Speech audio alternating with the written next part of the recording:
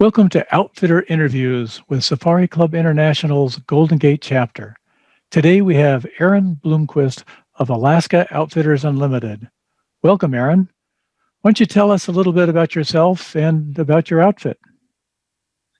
Thanks, Steve. Yeah, we've got a pretty diverse outfit in Alaska. We operate for just about every species in the state. We've got I'm a little biased, but the best concession in the Brooks Range in the far northeast corner of the state. Arctic Ocean's on one side of us and the Yukon's on the other. We've also got a concession in Wrangell-St. Elias National Park, which is giant sheep. The biggest sheep genetics in the world are in the South Wrangells, and also really good moose hunting. That's a horseback operation. And then we also do a black bear, grizzly baited hunt in the spring, which is probably the biggest one of those in the state anymore. It's a really neat place in the Copper Valley with good salmon fishing and all that kind of stuff. So yeah, we do a little bit of everything. So when's the best time to come up there to go hunting? I mean, I presume it depends on what species you're going after. Yeah, definitely. Our Brooks Range season is basically the month of August, and we hunt, sheep is about August 5th through the end of August. The season opens on the 10th, but we start a little early and get guys in to look at some stuff. And we'll actually start a grizzly caribou hunt in July up there. Summer in the Brooks Range is beautiful. It's just really, really stunning up there. We can have some bugs once in a while, but generally the weather is great and the fishing's good. Moose season is September. The later in September you get, the better. Season closes on the 20th, but we do 2 10-day hunts from the 1st to the 20th. And then in the spring, our bear hunts are the last week of May-ish through about June 20th.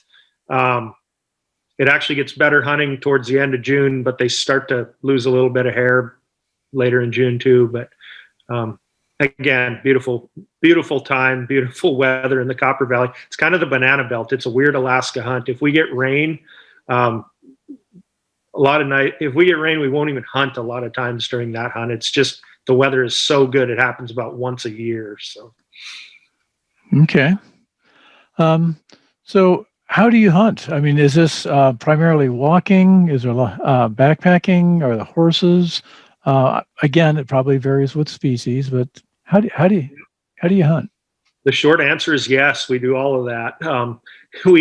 In the Arctic, it's pure wilderness fair chase backpack hunting.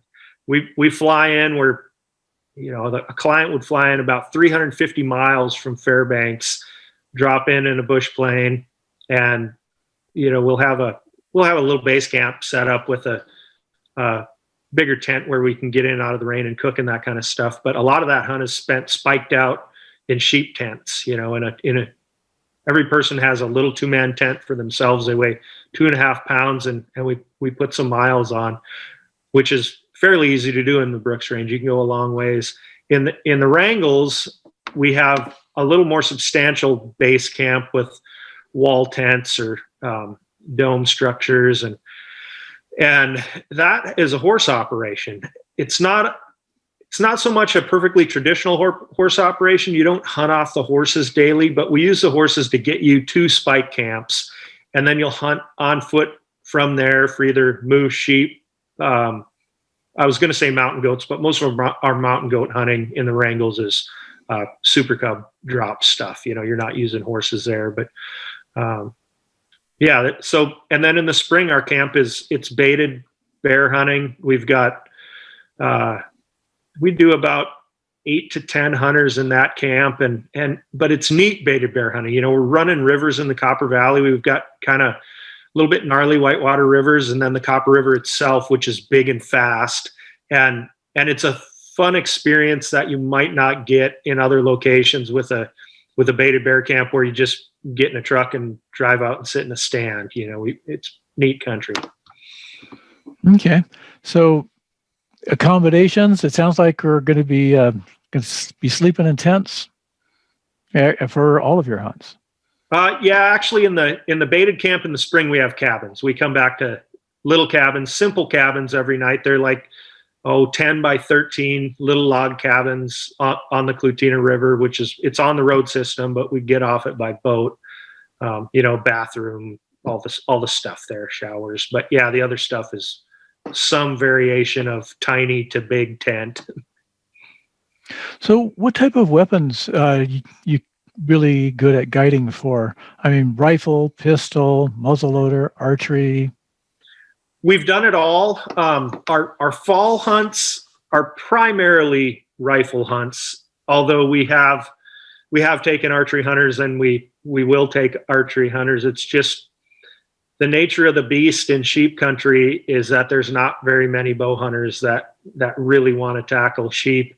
And it's tough. I mean, any good sheep guide will tell you if you want to be a sheep bow hunter, you need to plan for 3 hunts for one animal. And that gets really expensive and long.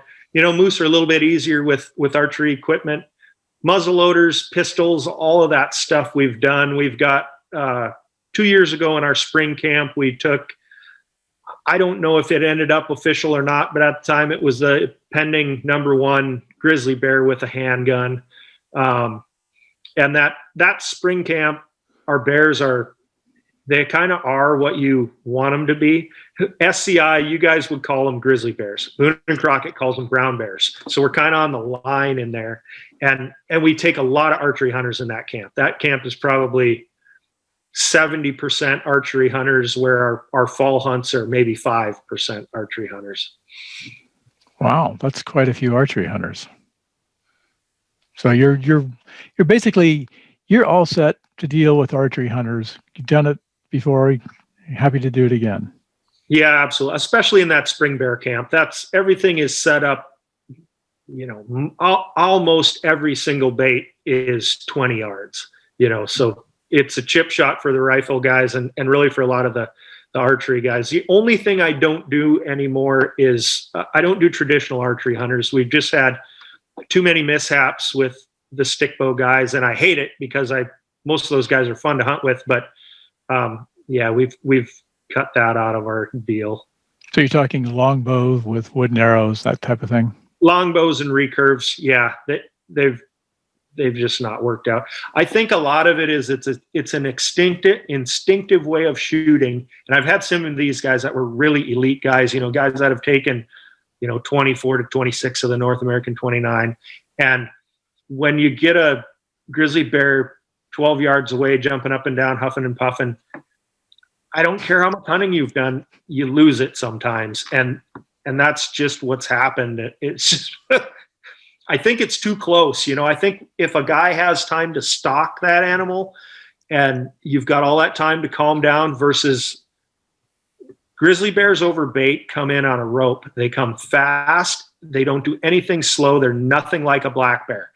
And they're always spooky, and you need to make stuff happen really fast. So you're charged by them coming in. They make a bunch of noise coming in.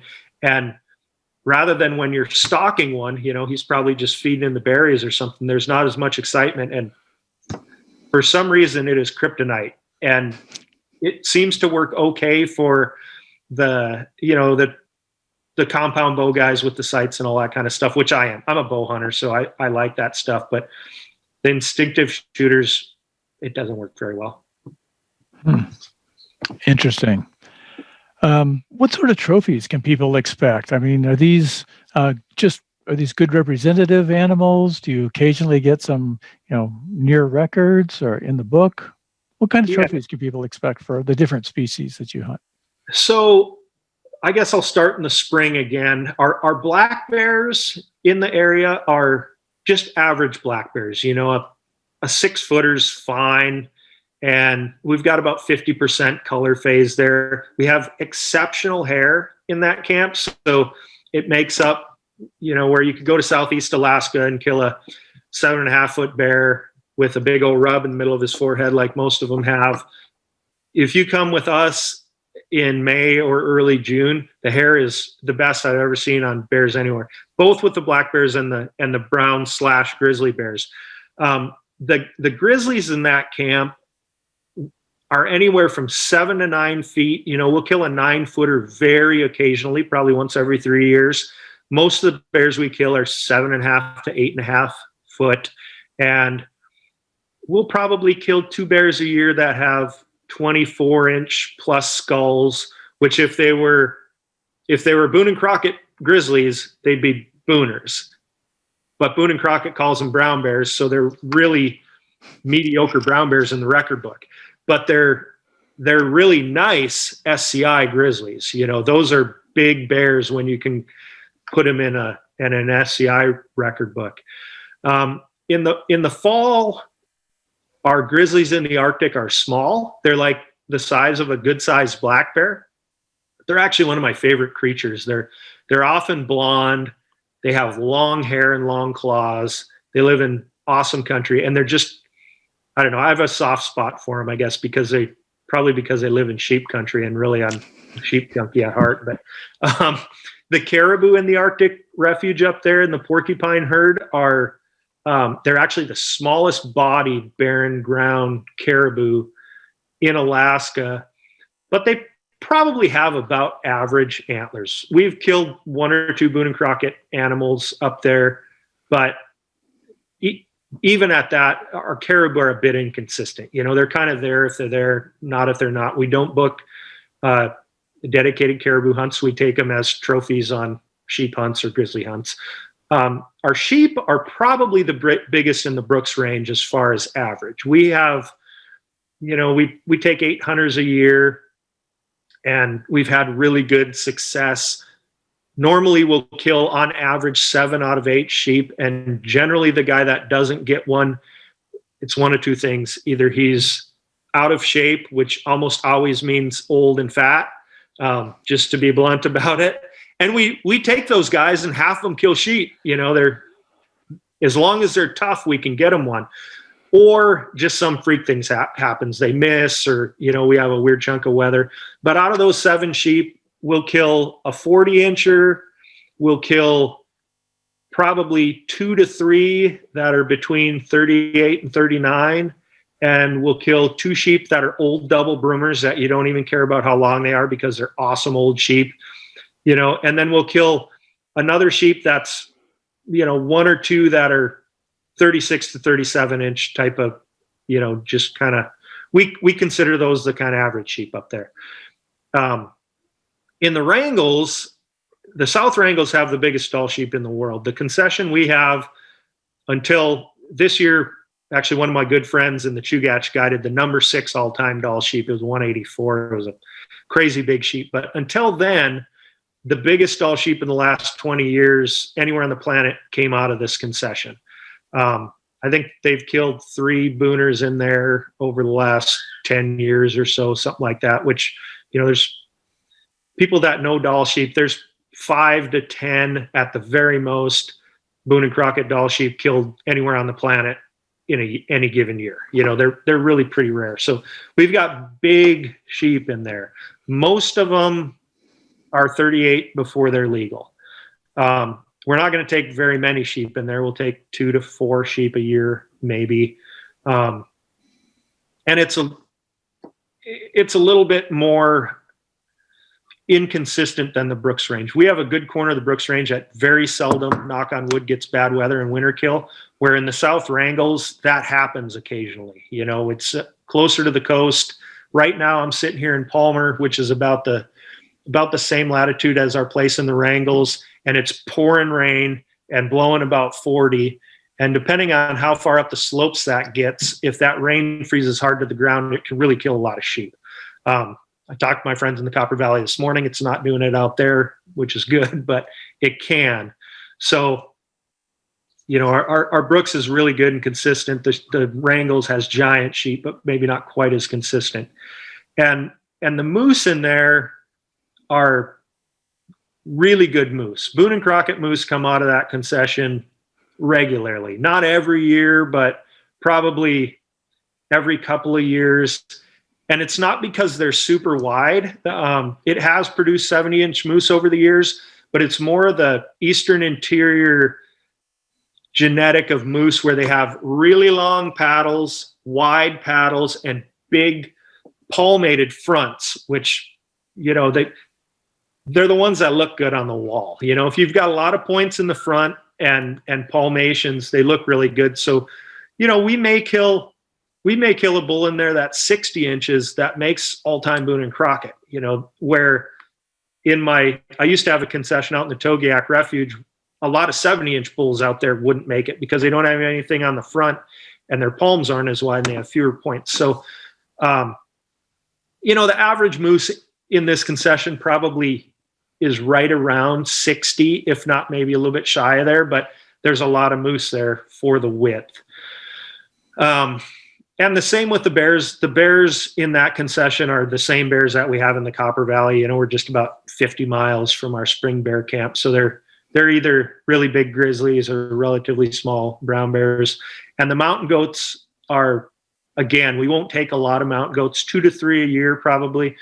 And they're good, honest mountain goats that aren't going to make a giant number like a Boone and Crockett, like I was going to say BC, but Boone and Crockett came out of my mouth. British Columbia or a Southeast mountain goat. There's been record book mountain goats killed in the wrangles, but generally they're, a 9+ Billy is a good one. They carry a little bit of mass, but they're in totally different country than most people think of as mountain goat country. It's interior Alaska. It's not rainforest, Kodiak, Southeast Alaska. It's Wrangell Mountains, glacier country, super dynamic scenery, lots of goats. You're going to see a lot, but there's going to also be a lot of them you just flat can't get to.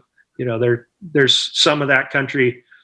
A lot of those hunts are over in one day because there are a lot of goats there. But I had a hunt there this year where it took us 4 or 5 days because they were just all in the stratosphere above giant cliffs. So it is really cool country for somebody that wants something a little different than slogging through a bunch of Devil's Club and alders to get to a goat. And I think other than our fishing, we do trophy king salmon fishing in the middle of the summer. What about wolves? Do you have wolves up in that area? We do. Yep. There's wolves and wolverines in all of our country up there. In the brooks, I'll probably have 1 in 5 or 1 in 10 guys get a shot at a wolf. Wolves are hard to hit. Guys seem to have trouble hitting them. I think they think they're farther away than they are because they think they're bigger than they are and they never stop moving. But we've got a pretty good number of wolves up there. There's wolves in the wrangles, but it's a lot more wooded. So unless you catch them up in sheep country or just happen to get lucky, maybe one comes into a moose call or something, they're a little tougher to get.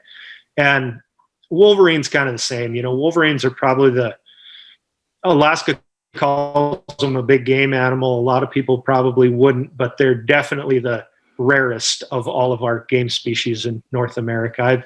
We have quite a few of them in the Arctic, and we see them probably every other hunt, but getting a shot at one when the season's open is difficult. The season doesn't open until August 20th up there, and everywhere else in the state it doesn't open until September 1st. So half our sheep season's over before wolverines even open. Okay. So once somebody's fortunate enough to get a trophy on the ground, what do you do to make sure that that they're going to have something really good when they get home? What do you do for trophy prep? It depends on our camp once again. So in spring bear camp, most of our trophies get frozen right there in camp. We're on the grid. So our camp isn't technically on the grid, but I've got freezers on the grid where we can get them frozen. Then I'll bring them to an expediter in Anchorage or Wasilla, and they get shipped right to your taxidermist from them, salted and dried. In the Arctic and in the wrangles, most of our stuff gets salted right in camp. I tell all my guides, do it before you do anything else, unless there's a great big critter you need to kill right in front of you. I don't like. Sometimes the hunters don't like taking time out of a hunt to let their guide flesh and salt something, but it's what you're going to remember it by. and same up there. Once we get out of the field, I've got an expediter in Fairbanks that ships it to your taxidermist.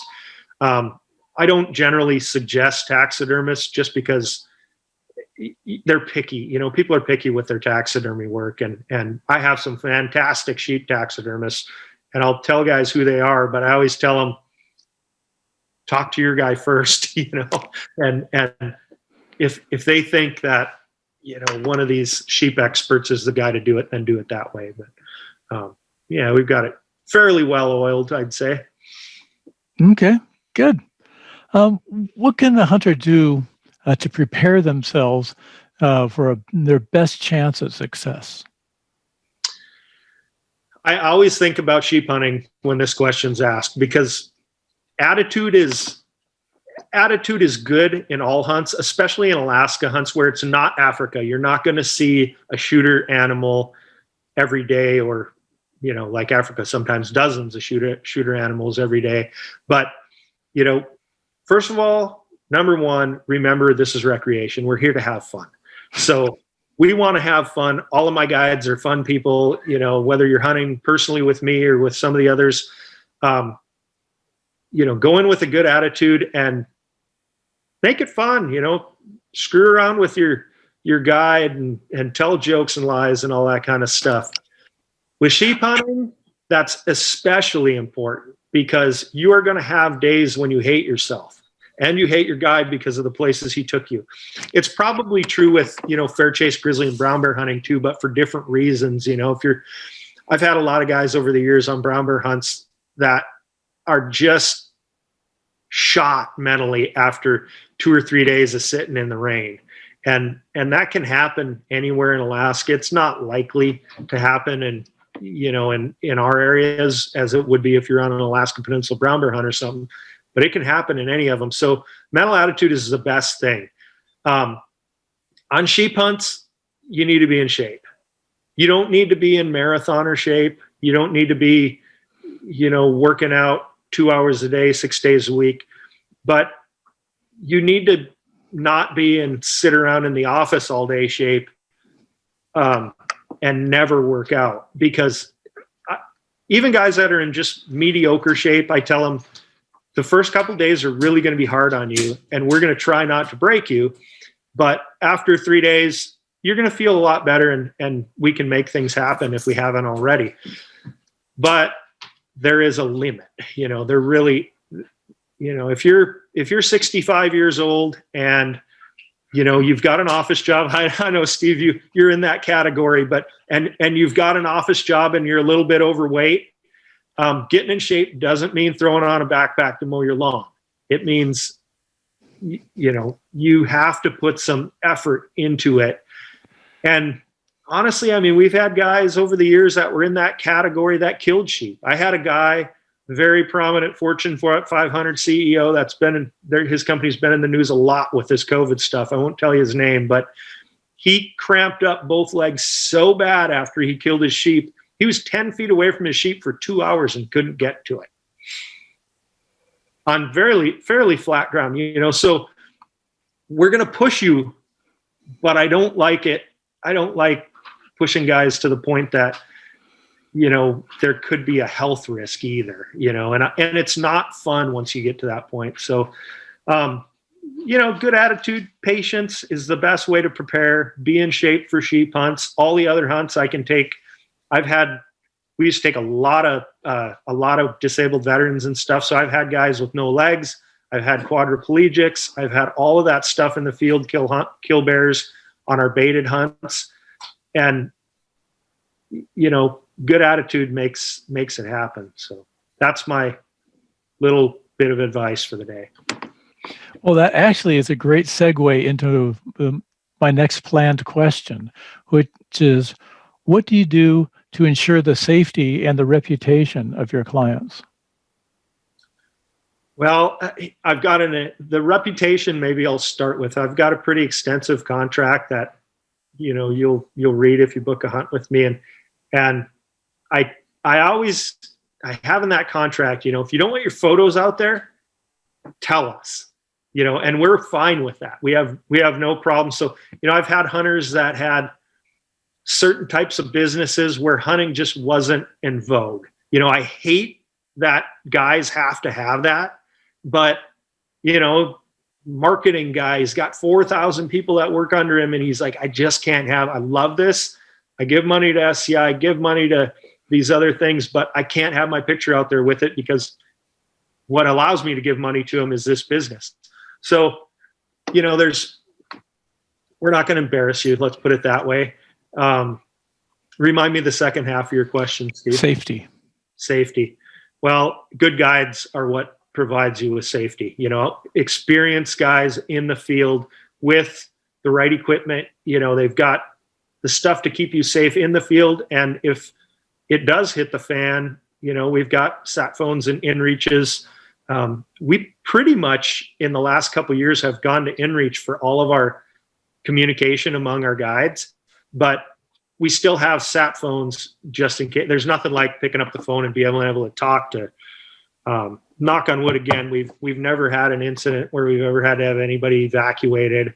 Beyond like a broken finger, a twisted ankle, we've been really lucky that way. I think, you get into some of those places and broken bones happen. I did have a guy one time that failed to mention that he was a diabetic on his contract, that we were in a spring baited bear situation, and he wounded a bear, and we had to track it for a couple miles, and you can go for a couple miles very slow and just not exert any energy. And as soon as we turned around, he had a problem, and luckily we had 3 of us there that knew what we were doing and got him tuned up, and it turned out to be nothing. But that's actually the most important thing. Isn't what I do, it's what you do. You guys have to communicate with your outfitter if you have any health problems, and be honest about it, and what you can take, and how far you're willing to be pushed,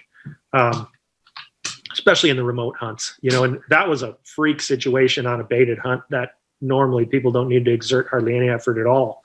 But on remote hunts, let us know if there's something that, could present a health problem.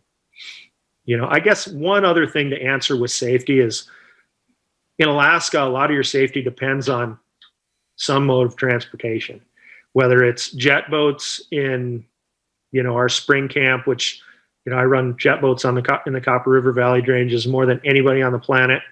And I've been doing it for 20 years and I'm good at it.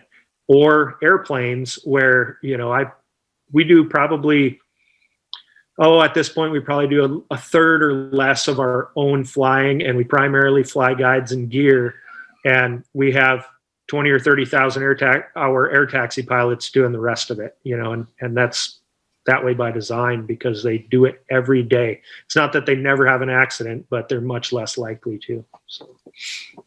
Okay.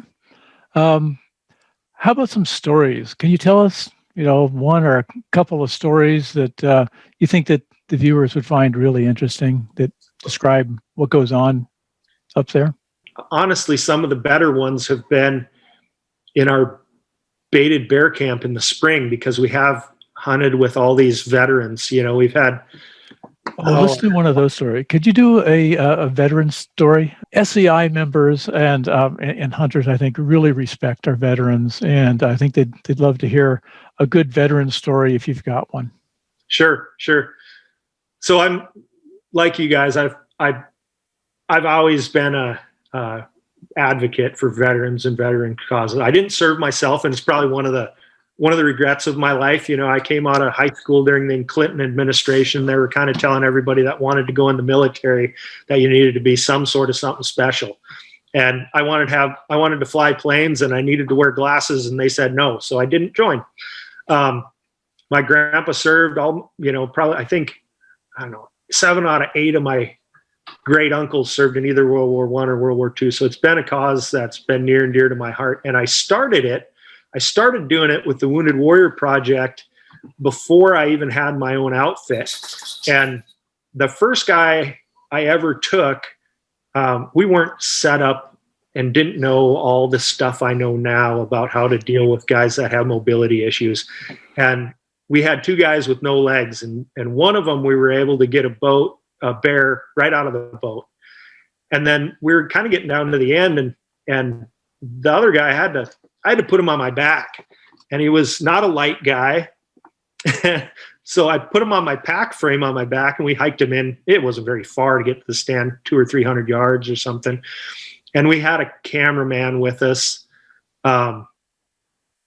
This has been a lot of years ago now. I was just thinking about it. Anyways, we had a cameraman with us, and a bear came in, and he shot the bear. Looked like a good shot, it ran off a little ways, and it just immediately another bear came in, and the camera guy, he was like, "Hey, can I shoot that bear?" He had a tag, and I'd kind of told him if all the veterans got done, then they could shoot one. So he shoots that other bear. So we've got 2 bears somewhere in the bushes, and I said, "All right, guys, we'll stay here." And I walked over and I found both the bears. I don't think either of them were more than about 30 yards, something like that. So I grabbed them and I drug them out, and I'm sweating, and it's hot in June, and the guy, the no-legged guy, we helped him kind of get there. It was only about 50 yards from the stand to where I had the bears. I didn't put him back on my back, but we kind of got them on each under one arm and got him a little ways. But he kind of scuffed one of his stumps on the bottom of his legs. He was a high above the knee double amputee, and it tough though. He didn't care. He wasn't saying, but he was bleeding all over the place. So, I'm a little more worried about it than he was. And we took some pictures with the bears and all that kind of stuff, and got done. And I went to get him back on the pack frame. Well, instead of doing it off the side of a boat where I can just stand up, we had to do it from the ground. And I couldn't stand up with him on my back. So I had the camera guy try to help me. Well, when I went to stand up, he stood on my hand and smashed my wedding ring flat around my finger. So I'm screaming at him, and he didn't know what was going on. So anyways, long story short, I was a total failure in that attempt. And this tough little bugger army crawled. Literally, he was a medic. And he army crawled back to the boat. He's like, "Oh no, I got it." So he army crawled over there, no problem. Got back in the boat with our bears at the end of the night and stuff. So that was my first foray into, veterans hunts. And I think we've probably taken about 50 of them over the years. Probably 20 of them were wheelchair bound or something like that. And anyways, it's kind of a fun story. Okay. Well, that is a great story. Thank you for sharing that. Thank you for what you're doing for our veterans. I'm sure it just means the world to them. So is there anything else that you'd like to say as part of this interview?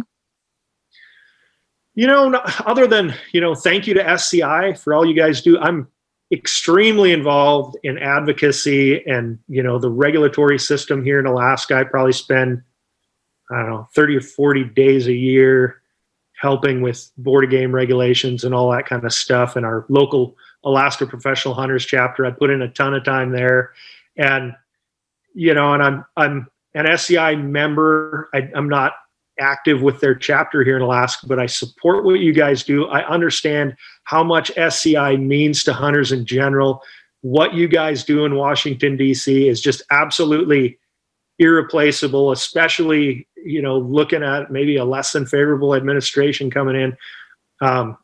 Anybody that can help with SCI chapters or other outdoor advocacy and conservation groups, I absolutely say get involved, do it. It's a rewarding thing. You'll be happy with yourself after the fact, and it's needed. We need it, or we're going to lose it. Well, thank you for that. I certainly agree with you. Obviously, I am a SCI member and a member of our chapter here, our local chapter. So, thanks for this opportunity to talk to people and let them know what you're doing up there. Thank you, Steve. It's been good chatting with you. Okay. Thanks again.